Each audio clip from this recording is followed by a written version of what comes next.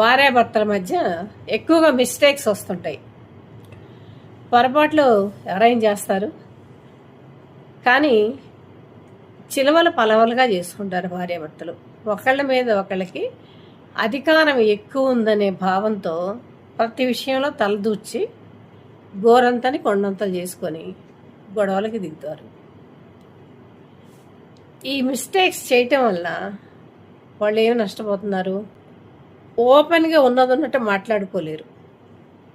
ఏది చెప్తే ఏం ప్రమాదమోనని ఎవరికి వాళ్ళే దాయటం. ఒకరి మీద ఒకరికి నిరంతర నిఘా.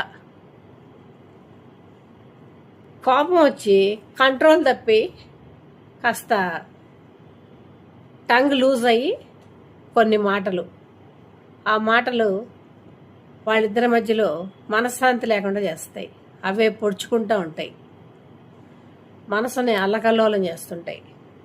ఒక్కోసారి చిన్నదాంతో సారీయో ఏదో చిన్న విషయానికి పోయేదానికి గోరంతని కొండంతలు చేస్తారు.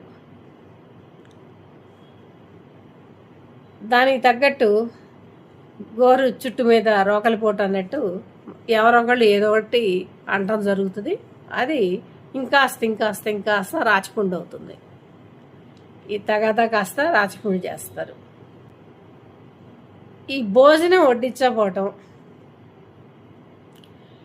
టేబుల్ మీద పడేసి వాడన్నా తినమంటాం కూడా మంచిది కాదు. బయట నుంచి రాగానే కనీసం ఒక గ్లాస్ మంచినీళ్ళు అందించే భార్యలు కూడా ఈ మధ్యకాలంలో లేరు. భర్త వచ్చేసరికి చక్కగా చీర కట్టుకొని కాస్త పూలు పెట్టుకున్న మహిళలు కనపడట్లేదు. ఒకవేళ ఎవరైనా పూలు తీసుకొచ్చి ఇచ్చినా ఈ ఫ్రిడ్జ్లో మాత్రం బంగారులాగా దాచుకుంటున్నారు, తల్లో మాత్రం పెట్టుకోవట్లేదు. ఒకదానికొకటి తోడయ్యి అనుగుణంగా నడుచుకోనందువలన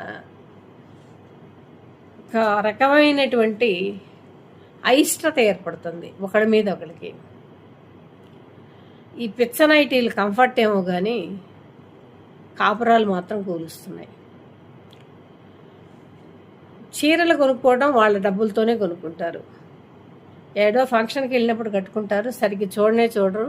వచ్చి రాకముందు ఇడుస్తారు, సరిగ్గా భర్తకు మాత్రం చూపించరు.